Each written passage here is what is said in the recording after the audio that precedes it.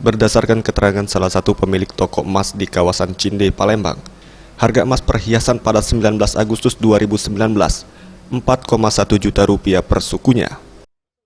Ini termasuk stabil lah pergerakannya, tapi stabilnya di posisi harga masih tinggi. Sesukunya masih sekitar 4 juta, 4 juta 100. Kalau untuk logam Logam mulia masih kisaran sekitar 700.000. Terkait terus merangkak naiknya harga emas, salah satu pengamat ekonomi di Kota Palembang, Yan Sulistyo mengatakan, kenaikan harga emas ini disebabkan faktor harga di Indonesia yang saat ini tengah fluktuatif dan memicu masyarakat untuk berinvestasi untuk mengantisipasi gejolak ekonomi.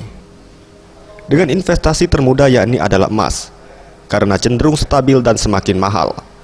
Inilah yang menyebabkan naiknya harga emas, karena semakin banyak masyarakat yang berinvestasi, maka permintaan akan emas perhiasan meningkat dan memicu kenaikan harga emas perhiasan. Motifnya jaga-jaga, precautionary motif. Jadi untuk jaga-jaga untuk apabila terjadi gejolak ekonomi ke depan, karena faktor harga yang tidak menentu.